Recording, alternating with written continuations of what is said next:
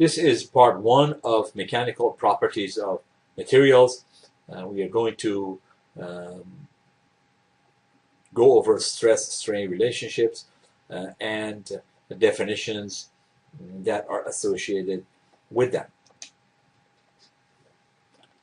Let me first discuss the importance of mechanical properties of materials in design and manufacturing. It is the mechanical properties of the material that determine a material's behavior when it is subjected to any kind of stresses, including mechanical stresses. And these properties, of course, include modulus of elasticity, which I'm going to discuss with you today, ductility, hardness, and different types of strength depending on how it's being measured. We call that various measures of strength. The material itself, the choice of material would be dictated by the design parameters, including the strength that is required. The most important issue that we have in choosing the right material for the design and manufacturing is the desirable properties, such as high strength. If, for example, we desire to have a design of high strength material, the problem is then if the strength is too high, making the manufacturing would be more making the material or manufacturing it would become more difficult. An example is, for example, steel. In order to make steel, we have to go through the process of rolling the steel, and as such, because of the strength of the steel, we can only do so much with that. If you're looking, if you want to compare steel with wood, of course, there are certain properties that wood has, and that makes it much easier to work with. So it's very important to find the right balance, and that is always a challenge in design. So what is a stress-strain relationship, and how we can actually measure that? There are three types of static stresses to which materials can be subjected. When we talk about static stresses, we are not talking about dynamic stresses, meaning that the variation of stress over time is very small.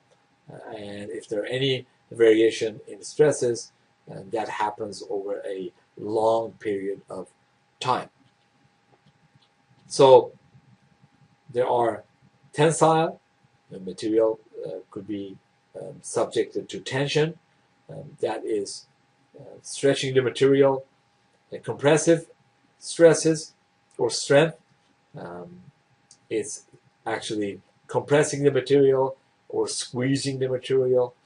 And there are shear stresses, in which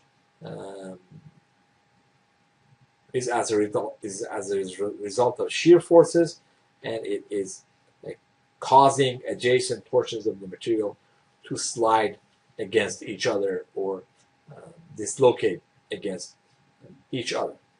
The basic relationship for a stress-strain curve is defined by the curve itself.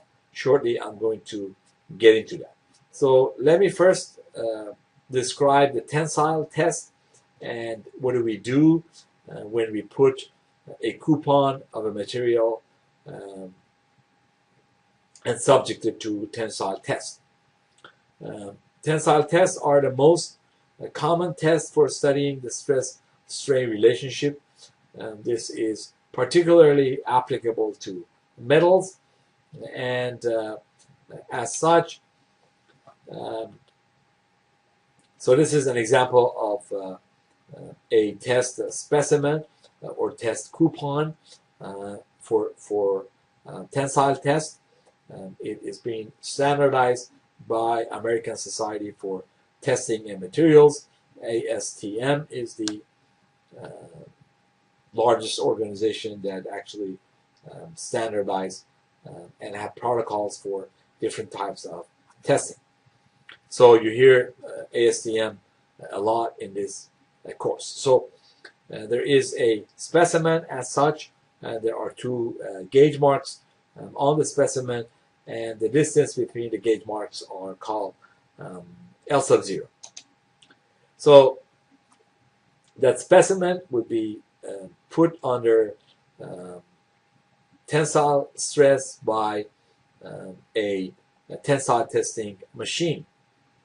And an example of a tensile testing machine is shown here. Two ends of the specimen would be fixed. Let me find that. So two ends of the specimen, in this case, they are fixed at the two ends. And these are the two ends of the specimen as shown here by red.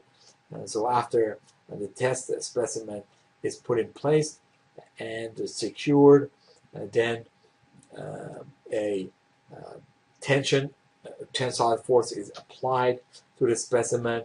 One end of the machine, it's the fixed crosshead here, so this part of the machine doesn't move. However, this other part of the machine will be pulled down, pretty much putting the specimen under tension. Again, it moves down very slowly because we are only interested in the properties of the material under static condition. And the machine itself is rather big, and these machines that have been used for many years now, as long as I remember. I'd say it's been in use for a while now. So during the test, as the moving crosshead moves away at a very small speed, because we again want the results to be only in static condition. As the machine applies the force F, and this force is increased, and the best way to describe it here is this is the original. Remember that there are 2 points on the specimen that are marked, and the distance between those 2 points are called L sub 0.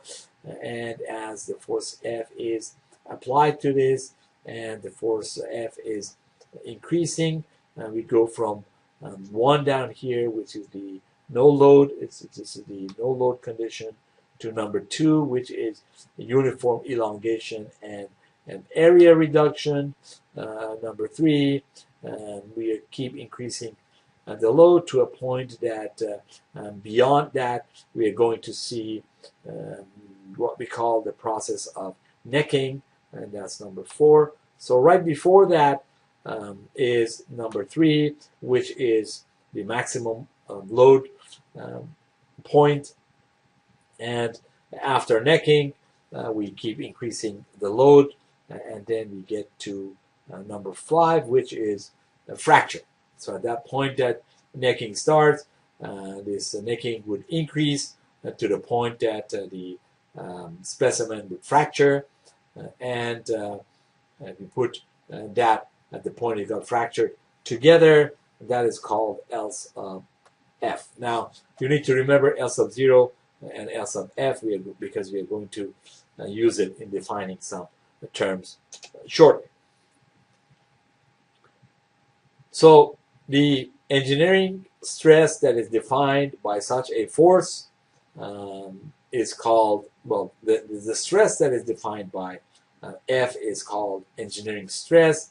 And so F is nothing but A sub 0. Remember, as we are going through this process, of course, we are going to have the original area here. We call that the area, the cross-sectional area of the specimen at L sub 0 is called A sub 0. As we are putting this sample under test, of course, the area would be reduced, and the way we actually define the engineering stress is force divided by the original area of test specimen.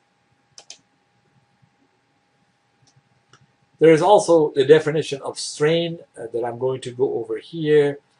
Strain is shown by E. There are also other terminology for that, and there are also other symbols for that. So here we are using E. So how do we define E? E is L minus L sub 0, which is the original length of the specimen, divided by L sub 0. So what is this L? The main question is this L sub F? What kind of L is this? What is this F? How do we define this L? Well, L can be length at any point during elongation. So if we want to calculate the strain right before the specimen fractures, we can take that L. The L would be different at different time because the specimen is under tension, and L would be different. But L sub 0, which is the original gauge length, it remains the same throughout this calculation. Here's an example of a typical engineering stress-strain plot or stress-strain curve. This is the golden line, golden curve down here is the plot. It's this plot right here. If you follow this golden curve. So there are some regions on this curve that we are going to discuss, but first let me find some points on this curve. If you study this curve carefully, you see that there is a point in which is marked by capital Y. That's the yield point on the stress-strain plot. There is a maximum load region, and there is also fracture. So let me take a closer look at this curve and actually see what it tells us and how we can interpret the test. The x-axis, or the horizontal axis, I marked it here as x, shows the strain according to the previous formula that I just showed. L minus L sub 0 divided by L sub 0. That's for the strain. And the y-axis, or the vertical axis, it is reserved for stress, which is calculated in this case as pound per square inch, or PSI, pound per square inch. So the point Y is the point beyond which, if we remove the load, the tensile stresses or the tensile force, the material is not going to go back to its original shape. Along this straight line down here, the stress-strain curve down here, up to the point Y, every time we remove the load, the material would go back to its original length, original shape, if you will. But beyond point Y, and that is the plastic region of the material, in which material exhibits the plastic behavior. There are different models, mathematical models, to describe plastic regions, and they are reserved for more graduate studies in which the plastic regions for different material, they will be defined. There are different criteria, stress rates, criteria for plastic region. we have, for example, von Mises criteria is one of the criteria, and the Tresca, and there are also other types of criteria for actually modeling mathematically the plastic region. The stress strain curve for the material, a very interesting subject. It's been the topic of much research by the engineers and the scientists at the industry and at universities all across the country and actually internationally. So there are certain, again, points on the curve that's very important. One is Y, one is the fracture, and one is the point of maximum load, which I'm going to define shortly. So from the 0 point where we plot the stress strain diagram up to the point of yield point Y, that's the elastic region. Beyond that, until the point of fracture, is the plastic region. So if we take a look at the elastic region, if you take a closer look at the elastic region in the stress strain curve, that is where we use the Hooke's law to define the modulus of elasticity, or E, a capital E in this case. And so modulus of elasticity, or E, is really nothing but the slope of the stress strain diagram. So naturally, E would be different, or intuitively rather, E would be different for different material, because the stress strain diagram for different material looks differently, and the slope of the linear portion of the stress strain diagram is different. So E is an important parameter. Modulus of elasticity is a very important parameter that we use for linear,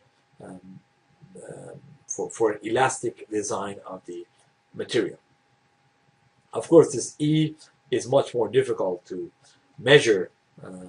So if we can easily measure E here, if we can take the slope of the stress strain diagram at the elastic region, of course, that is much easier to calculate and measure and calculate, rather than trying to calculate the slope of a curve, because the tangent to the curve is constantly changing. So if the slope at one particular point, if this line is tangent to the curve, would be that. Of course, up here at this location, the tangent is different because the slope of this curve is constantly changing, and of course E would be different. One of the challenges that we have in the field of structural engineering and in engineering in general is to find the slope of that, the value of the slope for the plastic region.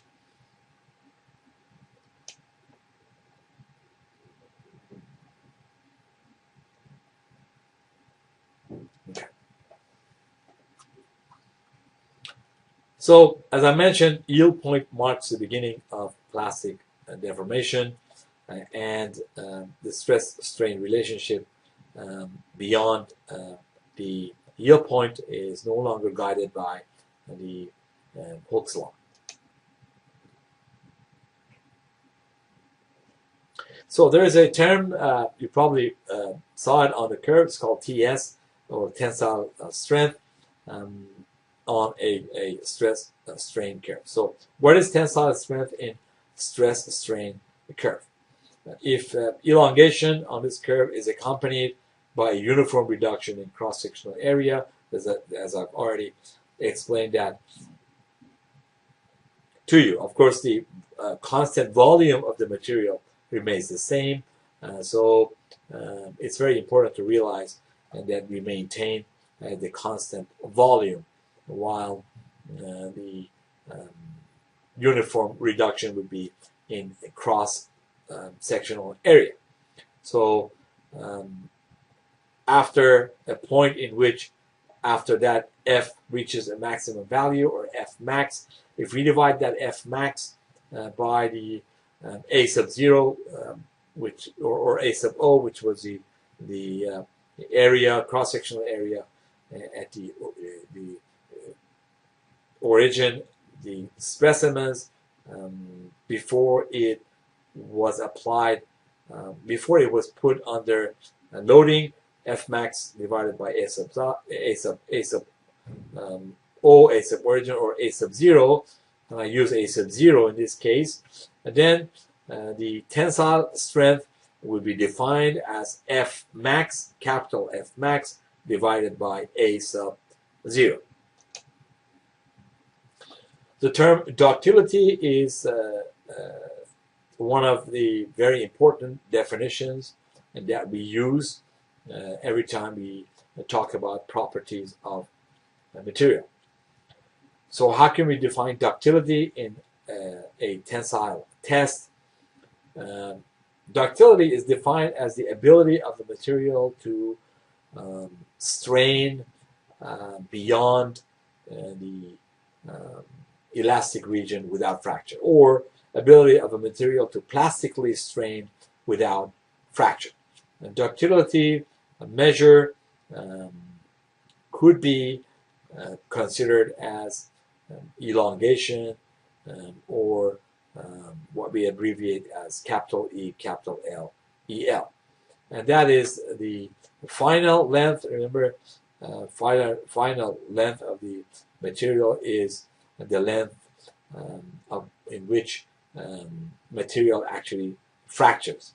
As we are applying the tensile force, the material elongates, the specimen elongates to the point in which it fractures. We simply use that length at fracture. We subtract the L sub 0, and that is the original length of the specimen before it actually is, before the stress is applied to it. Divide that by L sub 0. That is actually one of the measures of ductility. There are also other types of there are other definitions for ductility, which you can find them in different textbooks and in different engineering books. So EL here is what we call elongation. L sub S is specimen length at fracture, and L sub 0 is the original specimen length, which is measured by the distance marked on the gauge mark according to the ASTM specimen.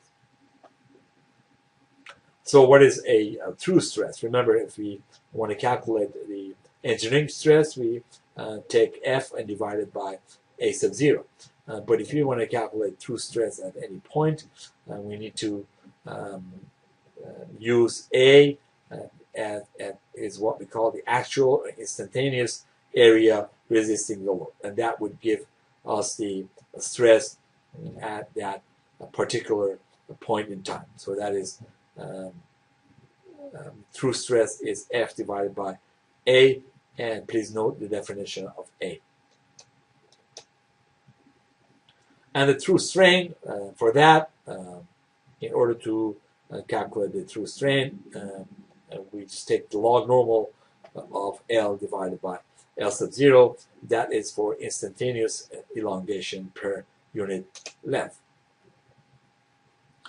This is a true stress strain curve. After we apply the rules that I just gave to you, after we calculate the true stress and we calculate the true strain at any point, if we plot the stress strain curve, this would be this is called a true stress strain curve, and there's a point, there's a line here, actually dashed line up here, which shows the projected curve if the necking never occurred. So that also shows here.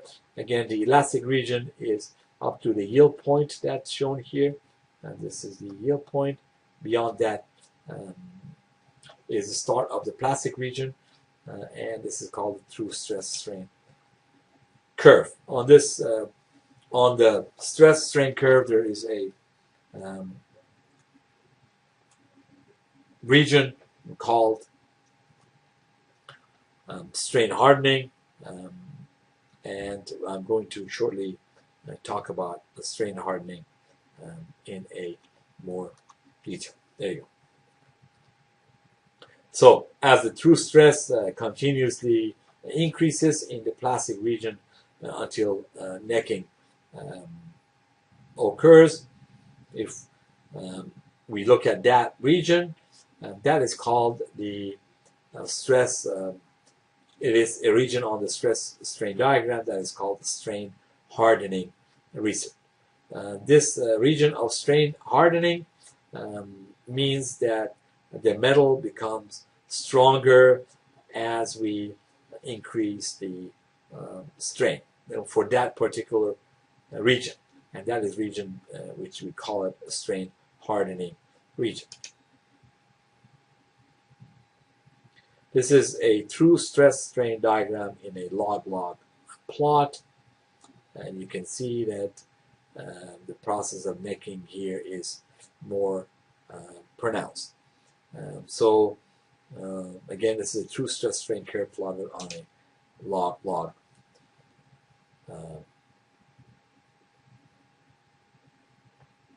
scale. So let's talk about the flow curve. So if you look at the log-log plot, because it is a straight line, then the relationship between true stress and true strain in the plastic region can be defined easier. In this case, we have a strength coefficient K, and we have a strain hardening exponent or parameter called N. So in this case, the true stress is K multiplied by true strain to the power N. That brings me to the end of mechanical properties of materials, part 1. Thank you for your attention.